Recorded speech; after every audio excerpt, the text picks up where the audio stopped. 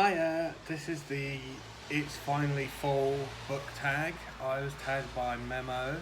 If you don't subscribe to Memo, go and do it now, pause the video, because that channel has some of the best videos on BookTube at the moment and is catastrophically under subscribed and underappreciated. So go and check out Memo and you'll have a brilliant new channel on your subscription feed.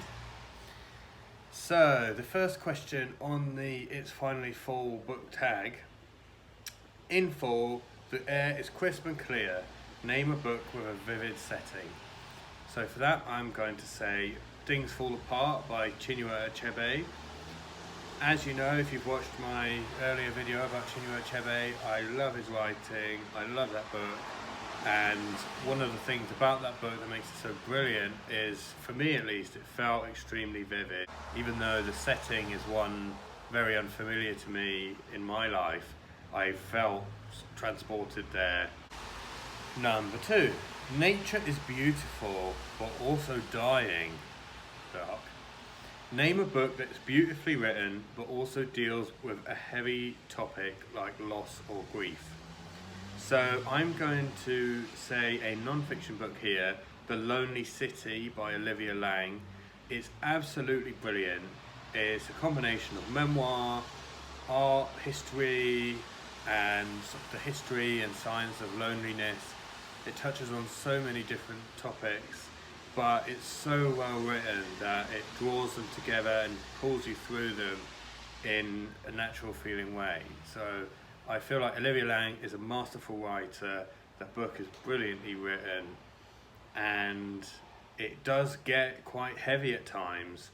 A lot of it, the basics of the book is about loneliness. There's a lot of discussion of abuse and trauma and the effects those can have in later life. And there's a chapter that is heavily discussing the AIDS crisis. So it's beautifully written, but it does deal with many heavy topics. I'd still highly recommend it if you feel like you can cope with that, because it's an absolutely brilliant book. Fall is back to school season. Share a non-fiction book that taught you something new. So The Lonely City would qualify for this, but I'm going to say These Bones Will Rise Again by Panashe Chigamadzi. That book, I read it for the Spring Into Reading-a-thon, so spring and autumn, it's popping up in all of my seasonal videos. And I didn't really know anything about the history of Zimbabwe, but I feel like that book, even if you do know about the history of Zimbabwe, if you've been taught it in a conventional way or follow the conventional wisdom, you will still learn something new from that book, because it takes a different approach. It's looking at looking at the women who played significant roles and centering them in certain important parts of Zimbabwe's history, when their significance is normally under-discussed in other books and other media discussing the history of Zimbabwe. So These Bones Will Rise Again, that is a very good book. It's quite short, definitely recommend it.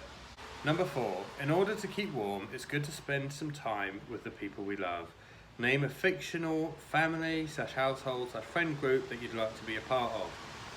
So I thought that I would like to be friends with Paul from the book Paul Takes the Form of a Mortal Girl by Andrea Lawler. And Paul is a very complicated character, really rich character, one of the richest characters in a book that I've read recently, and has so many strong and interesting ideas and passions, and they're expressed in different ways. And I feel like Paul would be quite a difficult person to be a friend of, and I don't know if Paul would like me, but I feel like anyone could get a lot out of being friends with Paul. So I don't know how much of the character of Paul comes from the character of Andrea Lawler, but maybe I feel like either way I'd quite like to be friends with Andrea Lawler, who's just a brilliant writer, and the character of Paul as well. That's what I'm choosing for this answer. Number 5. The colourful leaves are piling up on the ground. Show us a pile of full coloured spines. So I've only got 3 in this pile, and one is orange, one is pink, and one is yellow. I don't know if pink is really considered a very autumnal colour, but on my channel it is. So I've got Freshwater by Quaker Emezi. So I originally read this and reviewed it for NB magazine, and it's really good, and it is orange on the spine and browny orange on the cover, so autumnal themed. And then last night I went to a event in London with my sister where we saw the authors of these 2 books, who I'll mention when I talk about the books, in discussion with Travis Alabanza, who is an absolutely brilliant and inspiring performance artist. And Travis just has they're so thoughtful, and whatever they're doing that I've seen them do, they've put so much thought into how they can maximize the platform they've got, or maximize the medium they're using to create something amazing. And Travis, in their performance art, does that incredibly successfully. They're such a good performance artist, and I feel like if you wanted to study what makes brilliant performance art brilliant, you should be studying Travis Alabanza. And they chaired or hosted the discussion at this event with these 2 authors, and their thoughtfulness into how to chair that event effectively, what sort of questions to ask, was just spot on. And so I think Travis Alabanza, what a mind there. And if you can see anything that they do, I think the script for their latest performance piece, Burgers, has been published, so I'll put a link in the description for that script. But if you can see them live, whether that's doing a performance piece or a discussion or anything like that, I definitely recommend you go, because you are going to learn something about something. But the 2 books in my autumnal spine pile, and by the 2 authors that I saw talk last night. The pink one is Transpower by Juno Roche. So I haven't read this yet, but the blurb describes it as a radical and emotionally raw book, pushing the boundaries of transportation by redefining trans as an identity with its own power and strength that goes beyond the gender binary. And Juno Roche seems to have lots of really interesting ideas that turn a lot of the discourse on gender and things like that on its head, from what I heard last night. So I'm really looking forward to reading her book.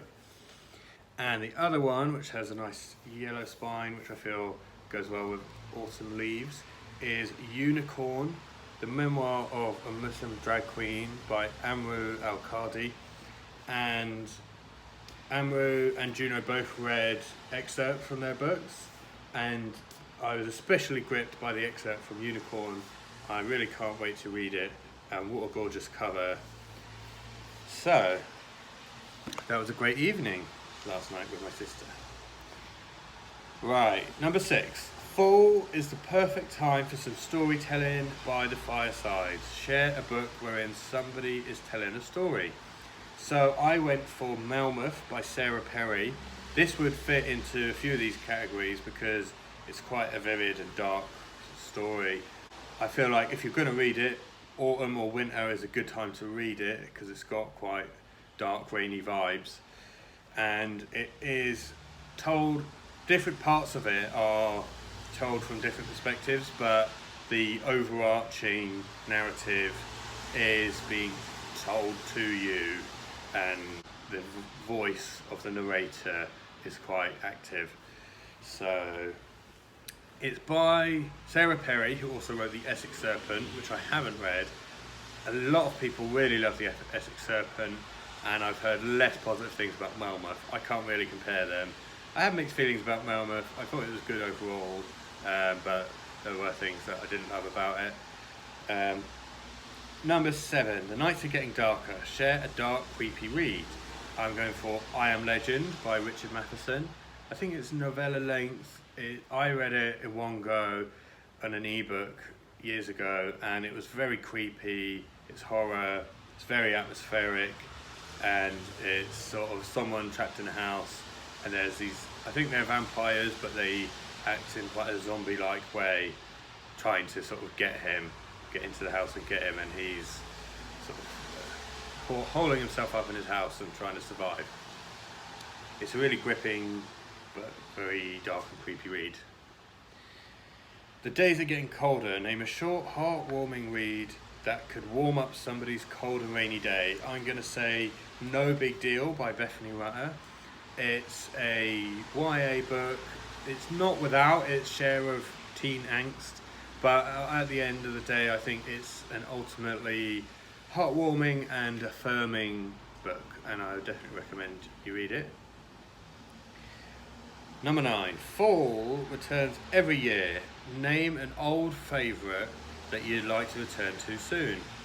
So I am a very rare rereader. In fact, I can't remember the last time I reread a book, but I read Convenience Store Woman last year and I really loved it, and I really feel like it's something that I would enjoy returning to. So I would quite like to return to that soon, Convenience Store Woman by Sayaka Murata. Number 10, fall is the perfect time for cozy reading nights. Share your favourite cozy reading accessories. So I'm not going to show you physically because I don't want to pick up the camera and stuff, but it's a lovely armchair that we have in this flat that I live in, and it's just really comfy, and to be honest, it's my favourite accessory to do anything at any time. But if I'm going to be cozy in an autumn evening reading, that is the place to do it. And finally, number 11, spread the autumn appreciation and tag some people. I'm going to tag 2 people. One is my lovely partner Charlotte, who's got a new channel called Grow the Book, so go and subscribe to Charlotte. And the other person I'm going to tag is Gaia Athena. So I'm filming this on her birthday. I don't know if I'll edit it and upload it today, but either way, happy birthday, Gaia. Definitely go and check out her brilliant channel. She's got some really insightful discussions of lots of different books, so a lot of which aren't really discussed very much on BookTube. So it's a brilliant channel to broaden your horizons a little bit and get some insightful discussion of those books. So happy birthday, Gaia, and you're tagged if you would like to do this video.